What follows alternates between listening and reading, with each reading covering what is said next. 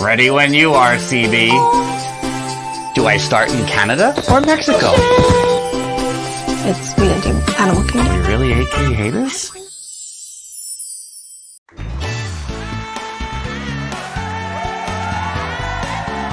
It's Theme Park Thursday Live with Dillos Dudes.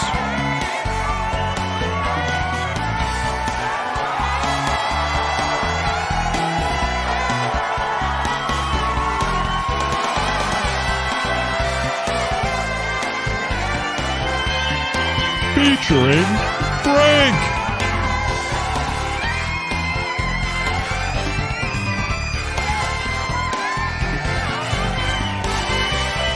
And Jen.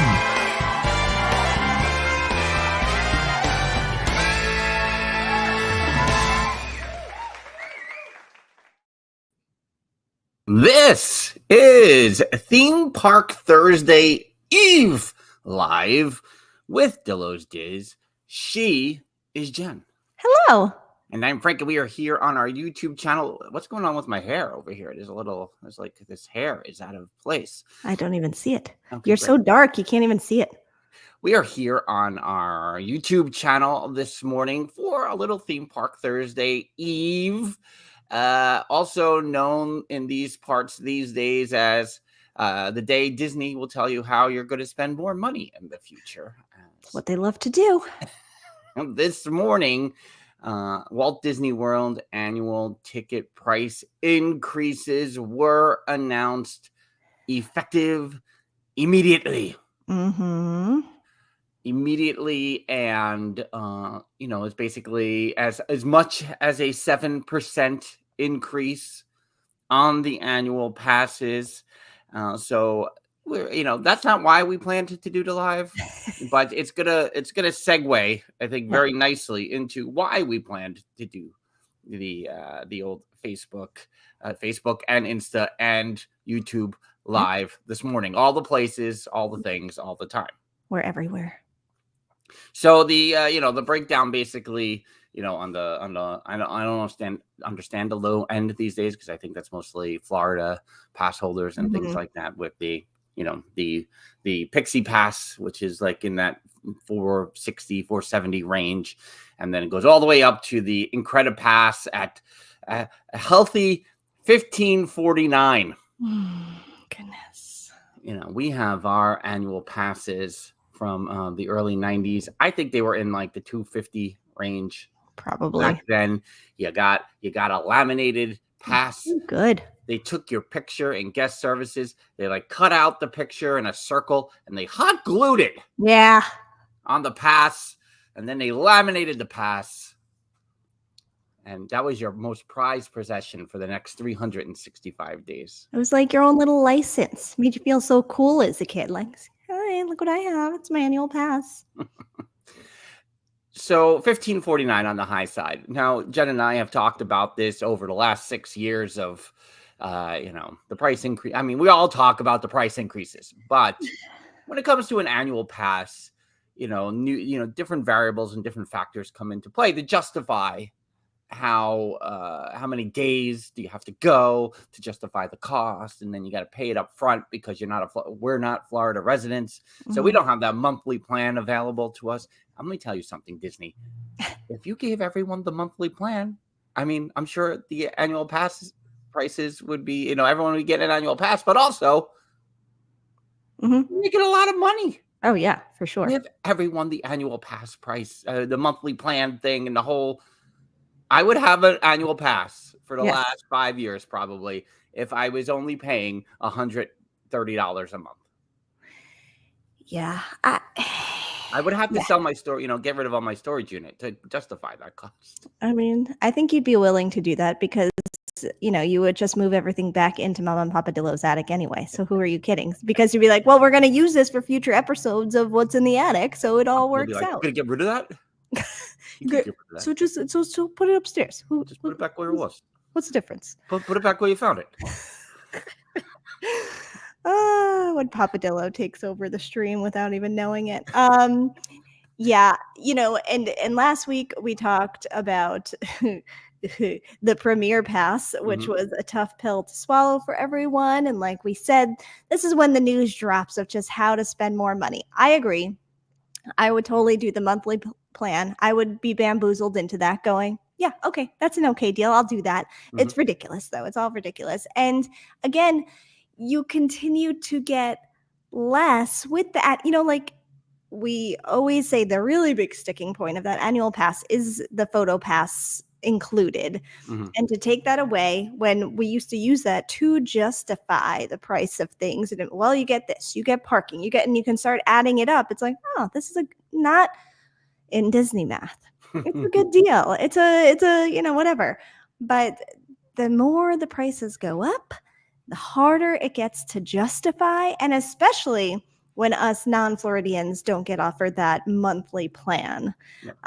Good morning to everyone in the chat. Hi, Maz, who says she's not renewing her pass this year because of the price increases, and which also makes it easier, right? So would you care to share, if you're okay with sharing, why you chose not to renew? Because I think a lot of people were feeling that way before this increase happened. And Lexi's saying they have to increase the price to offset the cost of opening the brand new park. Wait a minute, that's not Disney. Yeah, exactly. I mean, I think Universal has its own ticketing price problems right now, ticket price problems. But how you getting into Epic and what you got to pay to get into Epic, and I haven't even done a deep dive on that, so I don't know. I mean, I think, right, if we're here to be the kings of justification over here, that at the end of the day, $15.49 on the high side. We're talking, and you talk about, because the individual park 1 day pass increases, they got released through 2025. No real change there. I mean, you say that in terms of what's the low end, what's the high end. It's going to be more high end days. I mean, it's not like, oh, we're going to have the same exact amount of days. That, don't worry, it's a minimal number that the highest ticket price will be. No, that's going to go up. So, right, Magic Kingdom on the high side, Christmas Day, whatever, New Year's Eve, whatever you want to talk about, $199, right? That's not a park hopper, ladies and gentlemen. That's not a 1 day park hopper. No. Yep. That's just the Magic Kingdom on a high, busy day, $199. So if you are obsessed with the Magic Kingdom and go for 8 days to the Magic Kingdom, that's 2 long weekends where you're going to the Magic Kingdom, 2.5 long weekends. When you pay for parking, you don't have to pay for parking. You're good. Yeah. Is that worth it? It's all relative. And I'm going to put our precursor that we did last week too. Our complaints will not get us to not go to Disney, and we're coming from a place of, why can't it just be like it was? So please know that Nate is saying they don't want a lot of out-of-state APs. Disney has said they don't want them because they didn't spend as much each trip. We used to go 3 times a year with APs. Let them expire in 2020. I mean, what does that even mean? They don't spend as much as each trip. Maybe they don't go as much either. Maybe they're not getting their money's worth on some of them. Right. I want to show me those numbers. Right. I have heard that as well, Nate, and I don't disagree. But I do. I want to see. Show me. Prove it like a theorem. Show me the money. I want to see a PowerPoint presentation. Thank you. And to say that the increase is not surprising. You get the Premier Pass. On top of that, are you gonna spend the Premier Pass pricing on top of any of your days with your annual pass? I mean, it's an interesting thing, because, right, I'm sure that's the other thing that they're saying, that the annual pass holders are less likely to use Lightning Lane or the Lightning Lane Premier Pass, because they're going more days. They're like us. They're like, we're just happy to be here. We just want to walk around and feel the vibes. Right. Yeah. I think it's a tough thing, but that's not why we came over to do the live stream here on the Theme Park Thursday Eve. Right. Our podcast is dropping tomorrow, the Theme Park Thursday proper. We recorded on Monday night in the wake of the Mets National League Championship Series loss. It's fine. The World Series starts on Friday, so our podcast tomorrow is how can you not be romantic about Walt Disney World? And we discussed not like where can you propose in front of the castle, but what is it about Walt Disney World and the places and the moments and the experiences that make you just like that? It washes over you. Yeah, the And, vibes. we talked about there's magic involved, there's storytelling involved, there's nostalgia involved. But that's our podcast plan for Thursday, but it is Theme Park Thursday Eve. Jen, yesterday, the social media master that she is, she has like a certificate, right? You have a certificate. I do have a certificate. And just the precise planning and precision. Oh, yeah. There's a lot of planning involved. I used my BFA in public relations, and I created a whole plan for us. You know what really... Because like us, we're like we just organically, we like to do the thing organically. It's been our blessing and our curse here for 6 years, almost 7 years. And one of the things you can get sucked into is like, well, you got to post 7 times a day, and you got to do, and that can get a little overwhelming. So we're like, you know what, we're just gonna post when we post. Yeah. And again, for better, for worse. But Jen, yesterday, the precision and the planning and the to the second. Explain your Twitter post yesterday, and we'll talk about it moving forward here. Well, let's see. I don't even know if something specific popped in my brain to make me think of this question, but we were coming off of recording on Monday night, talking about all the things that what makes us feel those Disney vibes. I had a discussion with a 10-year-old on the way to school yesterday about, the vibes he gets from Walt Disney World and all of that. Mm-hmm. And right before I was about to start school pickups, because I do feel like my marathons of my days start around 2 p.m. every day. And then they just go. I had a little extra time for some after school activities yesterday, so I had a little buffer in there. And so right before I left, I was like, oh, you know what might be like a good little Twitter post that I'll just that I've thoroughly planned out and planned for a week, that I'll just throw up there is you can only bring back one thing from Disney parks past. Mm-hmm. What is it? Now, we are big on the nostalgia. Again, we were coming off of, I had a nostalgia talk in the podcast that'll drop tomorrow about, how much that plays into the vibes and all the things. But I was like, let me just drop this, see what happens. Because sometimes I do pose questions on Twitter or X or whatever you want to call it. What is it? I don't know. Is this a tweet? What is this called? I don't even know anymore, but I posted. So my post.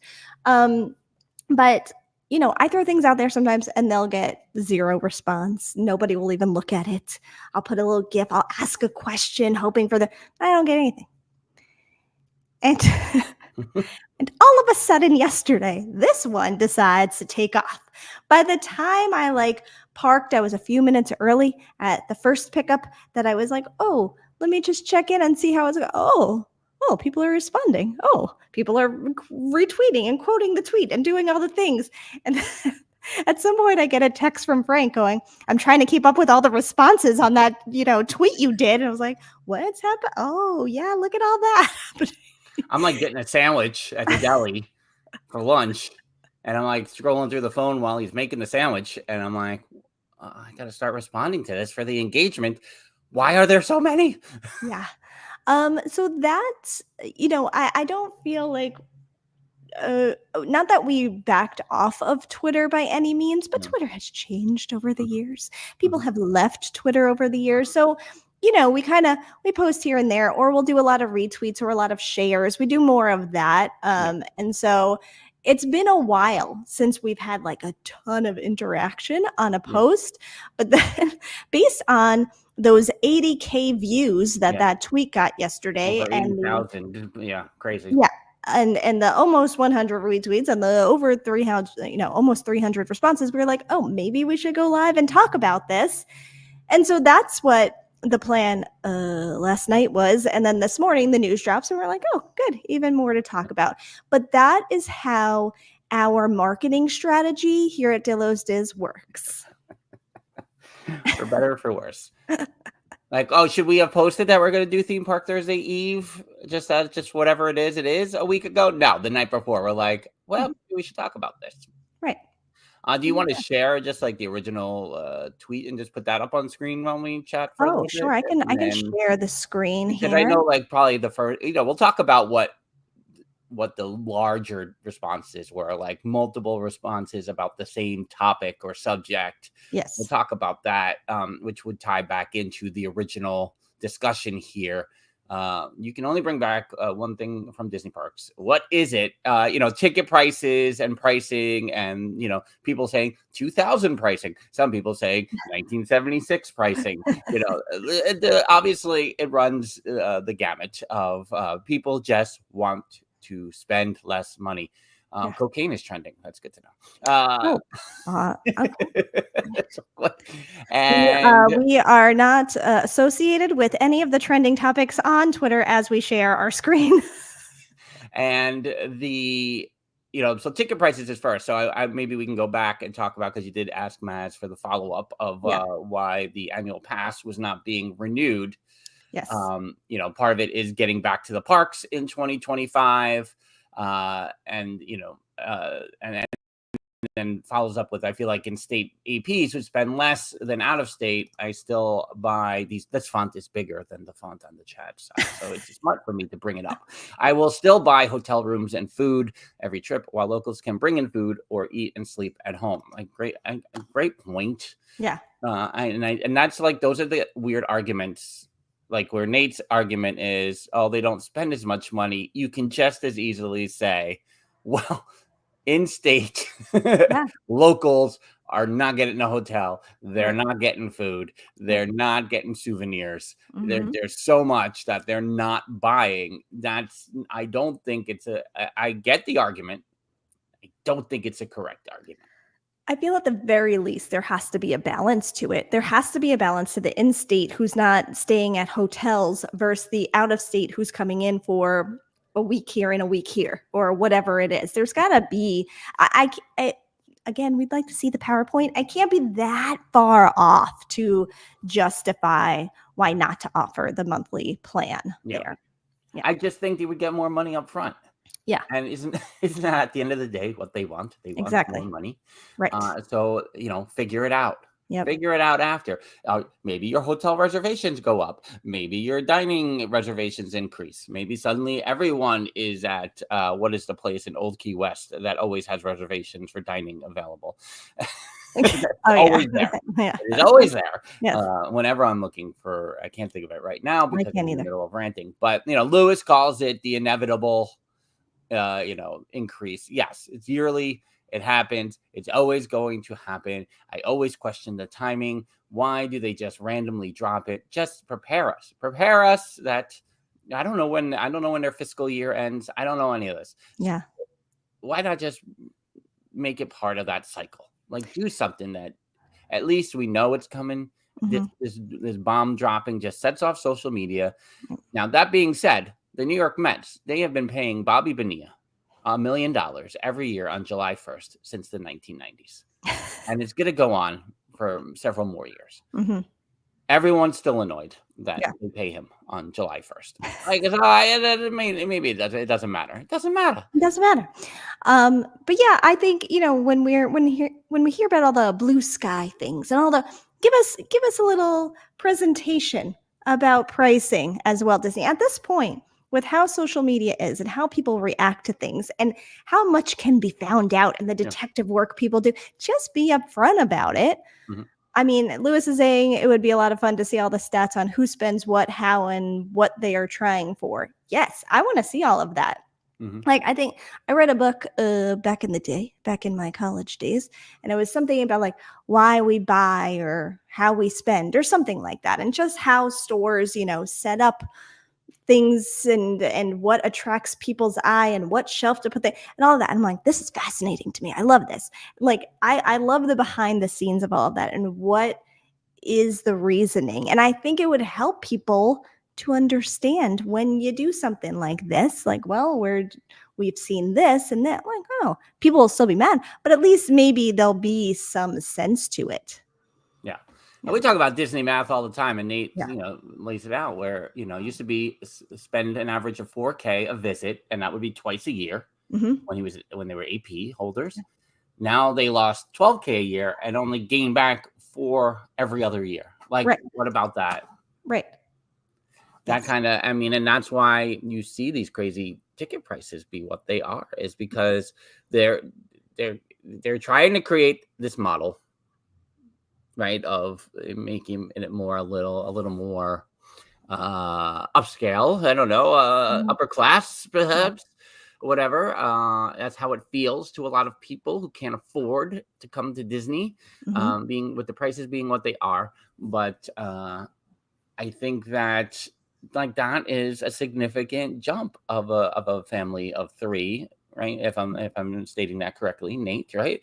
Like, you're losing that money on a family of 3. I mean, I'm a family of 3 here Yeah. at home, and if I probably would break it down that they're probably losing my money too, and I'm not really thinking about it that way because it was 2 years since the 8-year-old was in Walt Disney World, Mhm. and it was a very fast 2 years, Yeah. mind you. There was really no space for that to happen either, I don't think.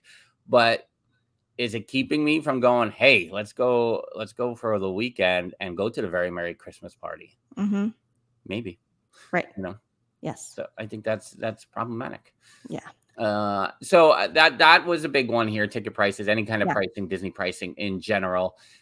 Jen, is there something that jumped out at you that showed up over and over and over again? Yeah, although I didn't plan this tweet in advance, and it was off the cuff right before leaving my home, I did go through and kind of just pull out some things that did get multiple responses aside from the pricing. One that I was a little surprised but delighted by was Captain EO, because I think we feel the same. Mhm. We loved Captain EO when it was there, and I was happy to see people talking about that as well. Obviously, the Great Movie Ride. I mean, should we just take a moment? Mhm. Just take a moment for the Great Movie Ride. Yeah. We are not the only people who miss it. Yeah. I am not saying that does not mean Mickey and Minnie's Runaway Railway is a bad ride.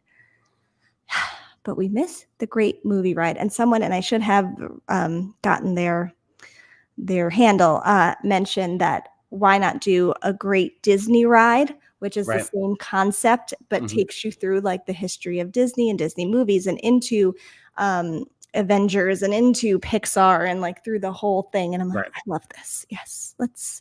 Right. I mean, and you hear that, well, they were going to do a great Muppet movie ride or great movie, whatever the heck they were going to call that. I mean, and the same idea, right? It's the same idea of going, let the Muppets recreate movie scenes.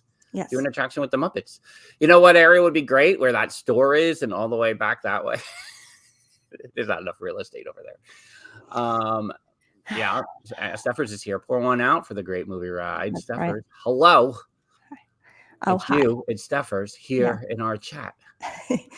Another big one, which again I also agree with, the Osborne Lights.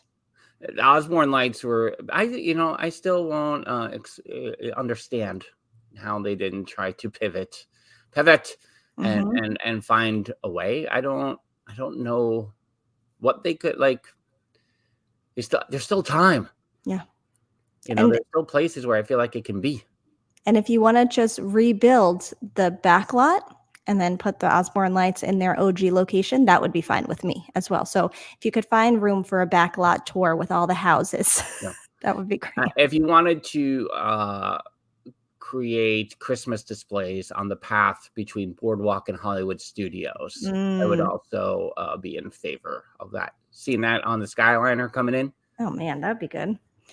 And then more people would walk over there as well, which could increase the crowding over there. And for safety reasons, and the Gators, I don't know if that would be the best spot for the crowding. and then at the end of your walk, at the boardwalk, you get a hot cocoa, and a $42 piece of cake. I mean, It's perfect. I mean, who doesn't want that? One day we need to do a deep dive into that because we have not discussed that at all. that is true madness right there. So yeah, there are a lot of classic attractions. Osborne and Lights is definitely one, but classic attractions: Imagination, Horizons, Yes. Mr. Toad in Disney World, People Mover in Disneyland was a Yes, big that was one. a big one. I enjoyed seeing the Disneyland related posts as well. Yeah. Muppet Vision in Disneyland as well.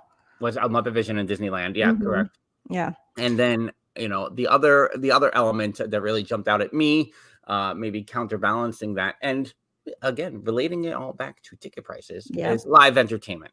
Talking about Citizens of Hollywood, we're talking about the Adventurers Club, we're talking about the trunk shows in United Kingdom and Epcot, different bands and things like that. There is something to be said about when I'm spending this much money, and if I'm not getting on all the rides I want, then, or I can't afford, I'm paying the ticket price, but I can't afford the premier pass, then at least I get to see maybe a Citizens of Hollywood set, or I'm going to stand in England while I drink a beer and see a trunk show. I'm going to do these things that help round out my overall experience in the theme park and make the theme park more cohesive as a whole, rather than, because at this point, Adventures Club, I do not understand. So many people talk about it. It is so loved. It can easily be a Trader Sam's type place. It can be wherever they can put it somewhere. Yep. How it does not exist. Yeah. In this new age of immersive theater and all these things, I do not know. I don't understand. It can be anywhere. Yeah. So there's that balance of, as much as you're going for the rides and the attractions, and I can upgrade to pay more money to go on the rides. Balancing it out is with live entertainment, I think, is key. It was funny the other day, the 8-year-old says to me, she was like, who, she knows Belle is my favorite Disney princess. And she says, I know, because you like her. She was like, why is she your favorite Disney princess? I said, because I think she is the best singer. The songs she sings, there's just, you can tell by how many songs she has in the movie that it's geared that way. And she was like, okay. And I was like, she's like, oh, I wish I could have seen it on Broadway. I'm like, I'm sure it'll be back someday, or there'll be a tour or something like that. And I said, but there is the stage show at #AlwaysMGM. And she's like, there is? And I'm like, I was like, yeah, we never really gone that way. We're usually going the other way and around Toy Story Land and Galaxy's Edge, and we're doing that circle over there. She likes Tower of Terror, but we're not really stopping. It's like, I'm not going anywhere near Fantasmic. That's too far in the direction of Fantasmic. And that's what I was going to say. The real story is, 8-year-old, is that your dad doesn't want to go anywhere near Fantasmic. I don't believe in that direction.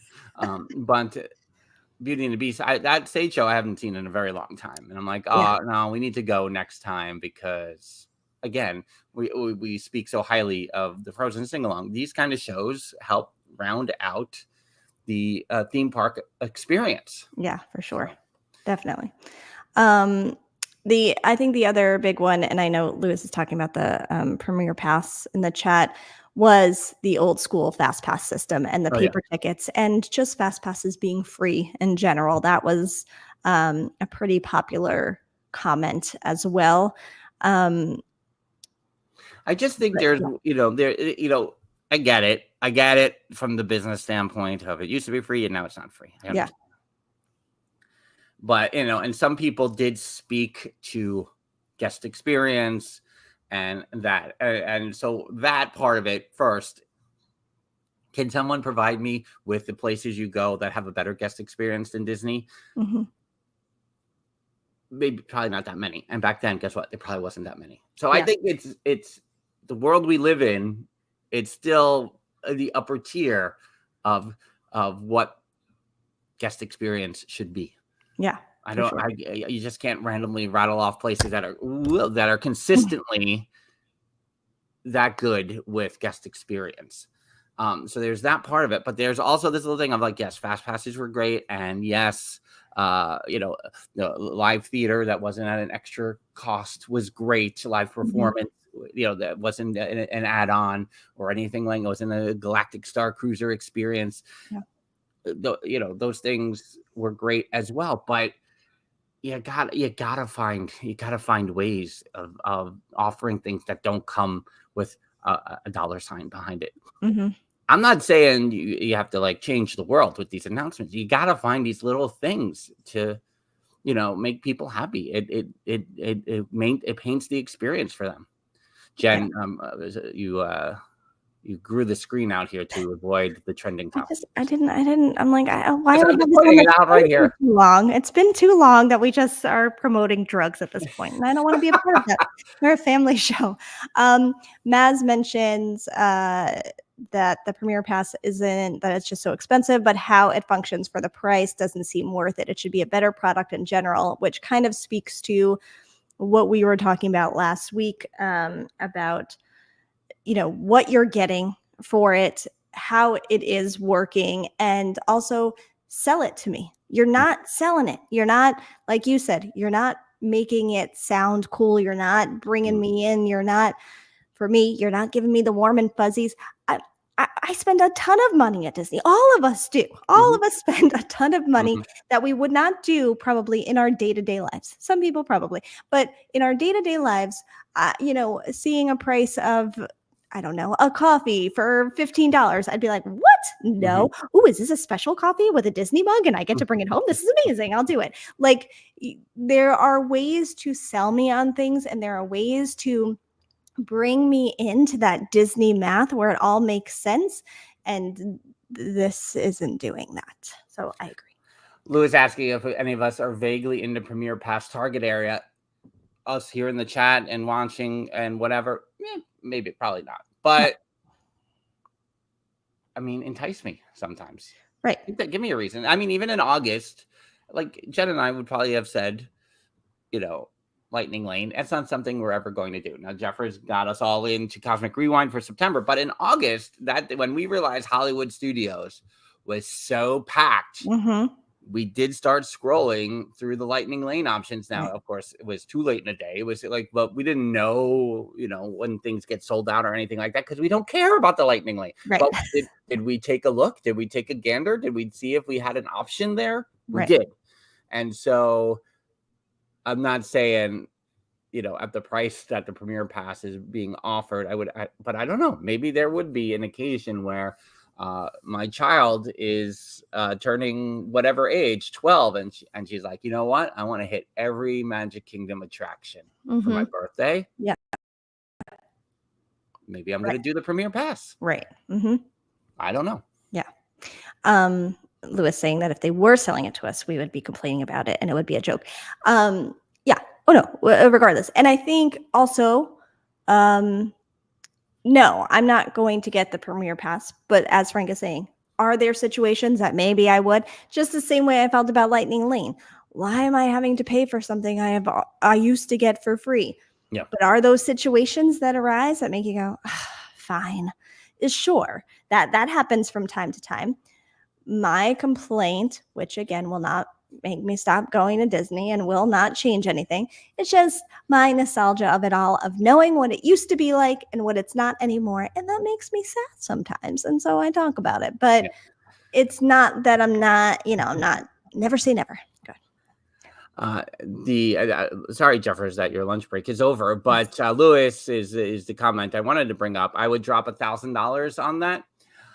It's not out of the question. Am I gonna, especially that the 8-year-old's birthday is during the chaotic February break week of doom that happens in the theme parks every year, where, I don't know about the rest of the country, but up here, you have President's Day week.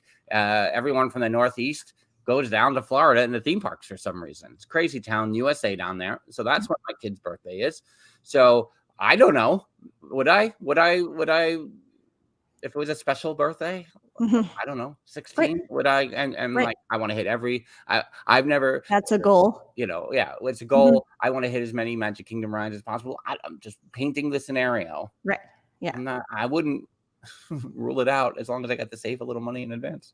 Save up, put $1 here every day and see how for 3 years. Yeah. Maz is mentioning the DOS pass, and that there are a lot of people that used to qualify and no longer qualify. And this is something we mentioned last week too, that I was like, the optics of this are horrific for Disney, that you changed the DOS pass procedures. Okay, you're weeding out the people taking advantage. I'm on board for that. But also, you seem to have dropped the ball in a lot of instances and really made it tougher for people to enjoy the parks that used to be able to because of the DOS pass. And then go, oh, here's this huge pass for a lot of money.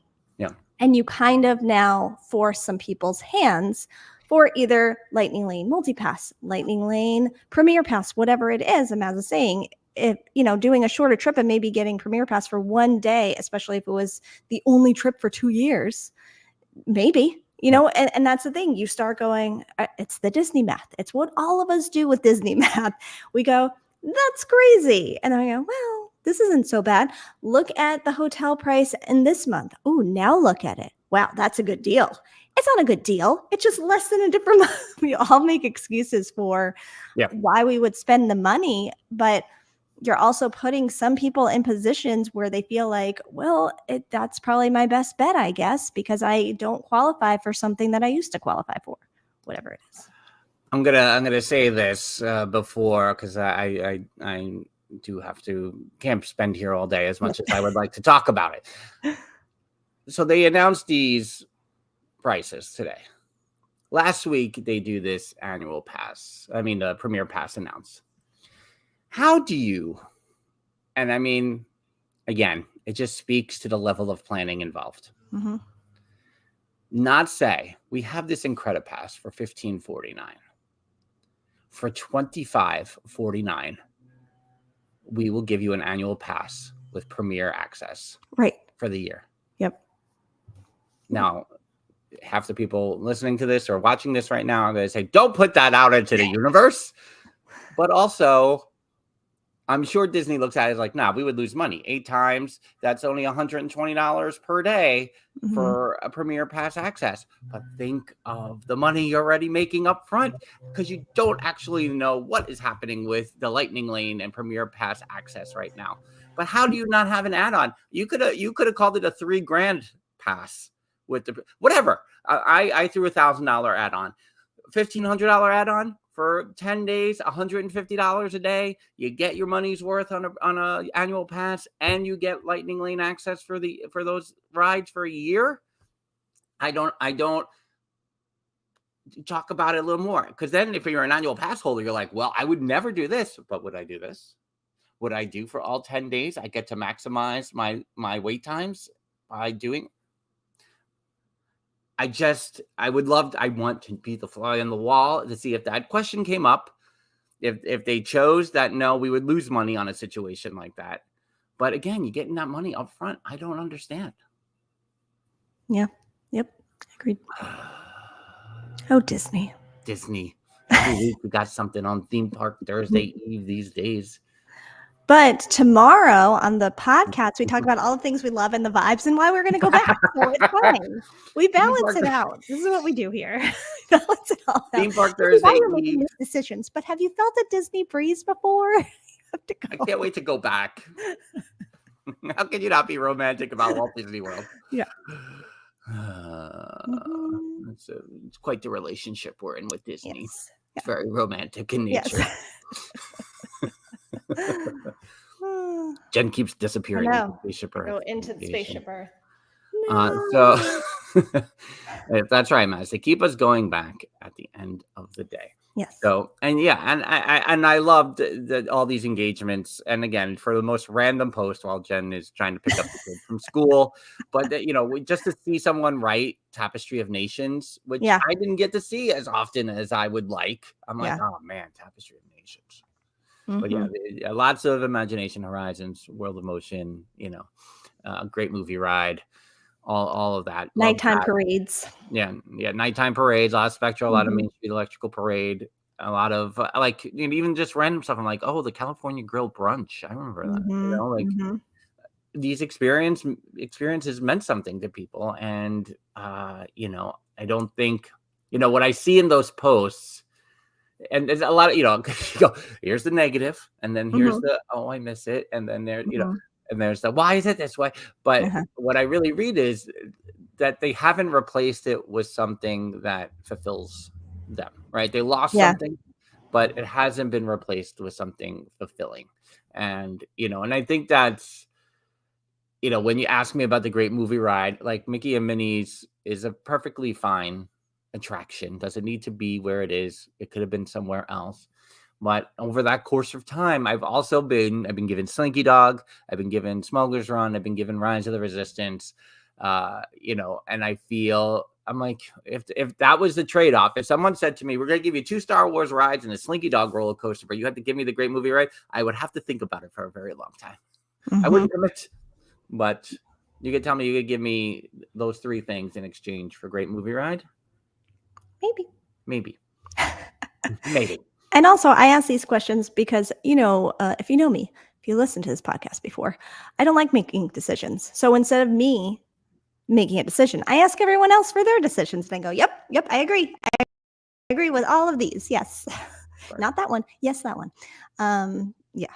I mean, I did see someone say they want the backlot back. Agreed. But they would give up Galaxy's Edge for it. Ooh, I don't know about that. And right, and you're saying that with the idea of Osborne Lights being behind that. Like, I also see like the full picture of that, but to give up Galaxy's Edge. Right. Also, when you see like, the Skyliner has really improved parking at Hollywood Studios. I think that's something that's overlooked. I mean, we used to park. You used to be as far as the Animal Kingdom sometimes in Hollywood Studios parking. But every time that I've come in on Hollywood Studios or over the Skyliner lately, that parking lot does not look like what it used to. Yeah, that's true. At all. So there is also that real estate that I think, again, could you expand it? Could you create a different shape of the, I don't know, bring back the Osborne Lights. It really is really what we're saying. Bring it back. Once we get into the holidays, got my Christmas tree up and everything. Oh, God. Whatever brings you joy. But whatever brings you joy. All right, that will wrap things up here on this late edition breaking news. I should have done the breaking news graphic for missed out on the breaking news this morning here. Theme Park Thursday Eve live podcast drops tomorrow. How can you not be romantic about Walt Disney World? Lots of Mets tangents in there. So, couple. It's a really good one once you get past the very New York-based podcast. And one day we're going to come back and talk about Pete Alonso because we still haven't done that. That's what Jeffers thought this was going to be. All right, everybody. Thanks for hanging with us in the chat. Thanks for watching on a replay, or thanks for listening. If we drop this in the audio feed, maybe we'll do that too. Maybe. Until next time, she's Jen. I'm Frank. Bye-bye. Deuces.